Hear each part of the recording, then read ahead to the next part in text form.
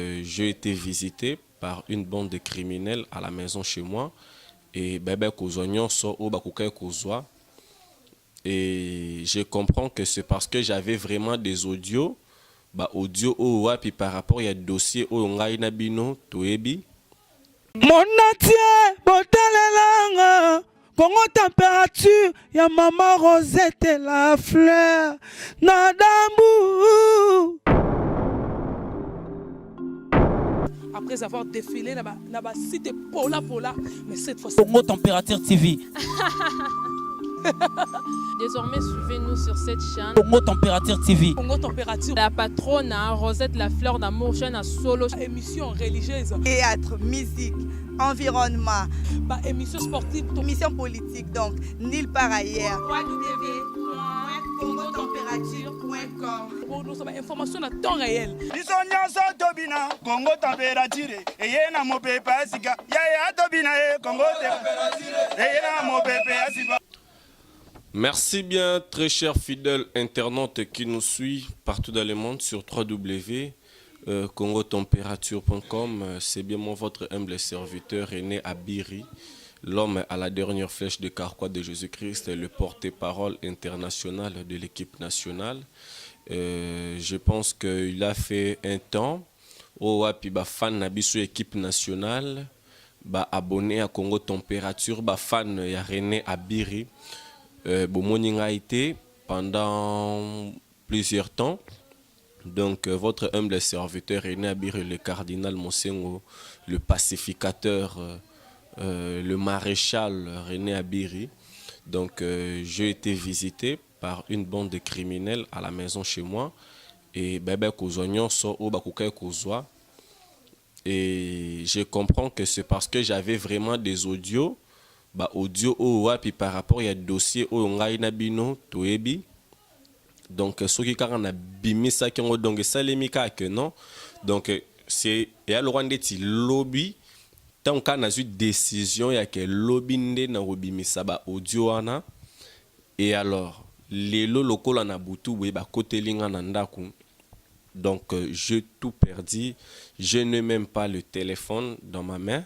Donc numéro nanga o boza ko mona affiché na ba bande d'écran na bino donc ezole kate donc tant téléphone refongwama je pense que beaucoup benga pour comprendre que téléphone est mon ami donc sur ozo benga René Abiri au monique numéro nanga ezole kate donc ce qui est bon que Dieu a fait grâce quand même je suis en vie et plusieurs bakutana pena bambiska diaboé et bakufa donc batikala kozwa pe occasion ya ko vivre été mais nga René Abiri je tiens à remercier et à bénir le Dieu au nom de Jésus-Christ de m'avoir épargné na danger parce que même lisapi oyoyo donc ils alla qui vraiment n'a pas si gonflaki donc ceux qui vont talango même na ba photo na niveau Facebook bon mona comment est-ce que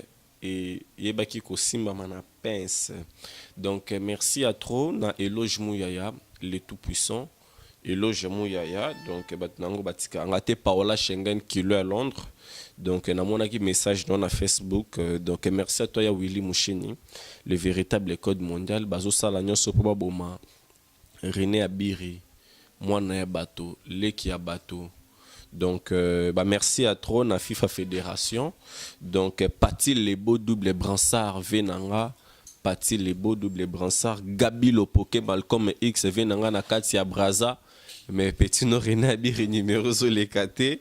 Donc, Maman Chantal et Mampouya sans difficulté financière. Sans oublier Maman Fifi Lukala. Donc, merci à toi Cornelia Douci Givenchy. Donc Givenchy, Cornelia Douci. Donc merci à toi, merci à la lumière qui t'a coupé taille. C'est vraiment la grande famille. Merci à toi maman Véronique Bene Kichilomba.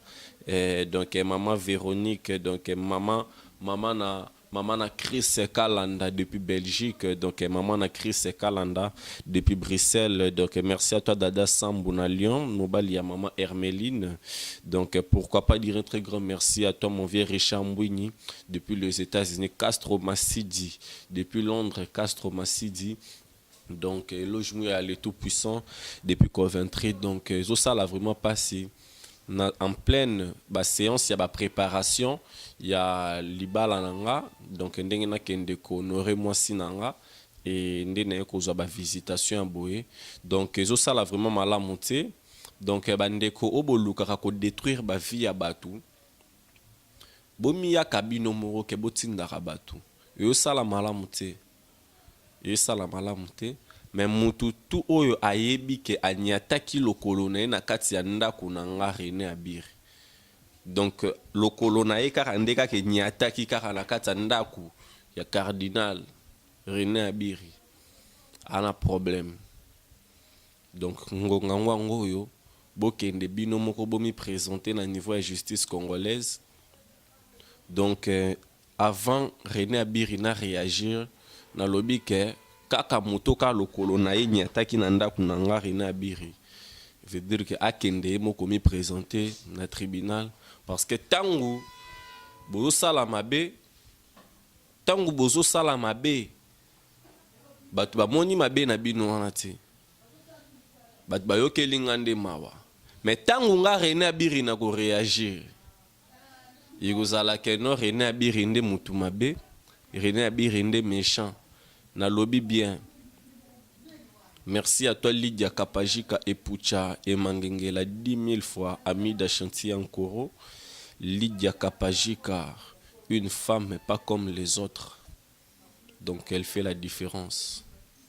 Lydia Kapajika et Pucha 10 000 fois Amida Chantier Ankoro. Veut dire qu'il y a Roloba trop exaté, petit nanga musée. Musée derrière la caméra. Merci à toi Shadrach Discoiret de maman Chantal Mampouya, maman Rosette la Fleur d'Hambourg, maman Anangoy, ma grande sœur propre Grâce Lumingo. Donc depuis quelque part, donc ma grande sœur propre Grâce Lumingo, depuis quelque part, donc Yarolo Batro Ezate, bisotou to souffrir, bisotou tozo kemba. Mais tant où on se permettre ya roluka ko sala mwana bato mobali mabe lokola nga René Abiri boye nana nini vraiment naza na nini mais le bon Dieu yenda za la juge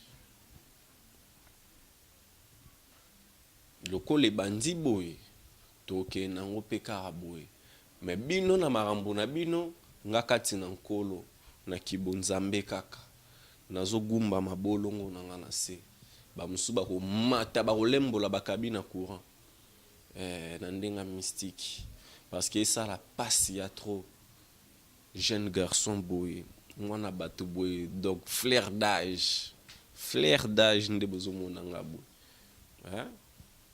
veut dire que nga na lingi na bala nanga boko telela nga ba complot mabe ba maramba mabe et ça la malamu te. Dans l'ancien AP, na une très grande service correct, il y a la police congolaise et ben na ko faire circuler et ba policier vraiment na ba venir moko na ville Kinshasa jour et nuit. Donc jour et nuit, batambola ka. Donc anytime pour nous ça la service ya sécurité pour nous protéger la population na ba bien na bango. Mais merci beaucoup Nzambe. Qui suis-je moi, René Abiri, pour être épargné de la mort? Qui suis-je? Combien de batebele bakutani na bambiska da bwepe badaye? Yangwana ndeko Holanda nga nzimela Nzambe lobana na mene sikoza. Maman Mimi Mujeka, maman na Chris Kalanda. Ton fils est René Abiri, ton premier René Abiri.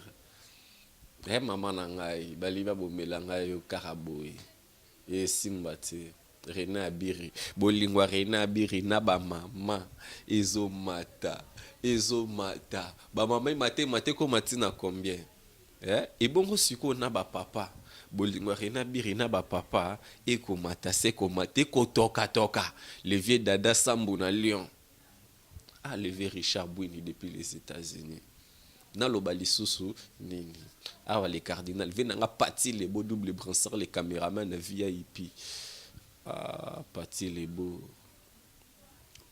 les beaux Paola Schengen qui est à Londres, ma grande sœur chérie. Grâce à Lomingo, ma grande sœur propre depuis quelque part. Donc, Pierre et Coco, Azolanda Bissopé depuis quelque part, je te salue. La famille reste toujours la famille. Et Balobara toujours. Donc, la bonne rara Koloba. Pour Rosalo, Renabira Lobaki, mais toutes mes excuses, et belé, et pas nayo Pierrette et Coco, Ozolanda Bisso, depuis quelque part, donc Renabira est là. Je pense que le numéro de téléphone est au Fongwama dans quelques jours. Si Dieu est bon, tu vas continuer. Bamaramna Bisso, to bandaki ko sala, donc veut dire que na copie coller la binonde vraiment na mozindo. Tout capé tout découvrir la vérité solo sur makambo to bandaki AWP ministère na biso ya média et cheli biso pe ba miango owape ba règlement owape sengele te na biso ba biso yo ba tout ça en internet c'est ainsi que na ba patron topé ba patron na biso to melenge la conformément à la loi qu'exige le gouvernement central de la République démocratique du Congo. Donc tout à l'heure là na obimapé na kendo se présenter na niveau ministère pour na koyeba qu'est-ce qu'il faut faire pour être René Biri azala toujours à l'aise na musala naï. Donc merci beaucoup à mon vieux Castro Massidi depuis Londres, Paola Schengen Kilo à Londres, merci et mes condoléances sincères à toi mon vieux Monib Production, donc paix à ton âme, toute la famille de Wenge Musique à Maison Mère René Abiri, donc eux de cœur avec vous, Afi Laura, la fille à la taille guitare depuis quelque part, donc Karine Mokonzi, la baronne, la famille reste toujours la famille. Donc merci à Trona Batutu, au qui ko rendre la visite, au mona kindenge makambo salemaki et on a loué Dieu tellement, on a loué Dieu parce que biso une équipe nationale tous arabana nzambe. Donc j'étais vraiment heureux de voir mes frères et sœurs Koya, quoi assister, et puis on s'est mis à genoux pour glorifier l'Éternel Dieu qui a créé les cieux et la terre, et le Dieu Tout-Puissant. Donc Seigneur, je manque vraiment de mots, sauf que Seigneur, tu es tout pour moi. Je me suis fait livrer en toi, et moi je vais te servir, Seigneur. Moi, je vais te servir. Donc, merci à toi, Cornelia Dossi, Royal et Kinale, les mois si ambongo belé. Donc, maman Langa Sylvie Mbembe, maman Sylvie Kabea, des mamans, on a ce ressengi si bango pesi solution, moi kitoko. Ils ont ça là vraiment elengi à trop, Gabi Lopoke, Malcolm X. Et là, j'aime y a les tout-puissants, le boss des boss. Merci à trop. Bon, continuez toujours Kolanda Bisso, Pekosala Nabiso confiance sur congotempérature.com. Merci, bye bye. Mon natie, botalelanga, Congo température, ya maman Rosette la fleur, Nadambu. Après avoir défilé là-bas, cité Pola, mais cette fois Congo Température TV. Désormais, suivez-nous sur cette chaîne. Congo Température TV. Congo Température. La patronne, Rosette la fleur d'amour, chaîne à solo. Émission religieuse. Théâtre, musique, environnement. Émission sportive. Émission politique, donc, nulle part ailleurs. www.congotempérature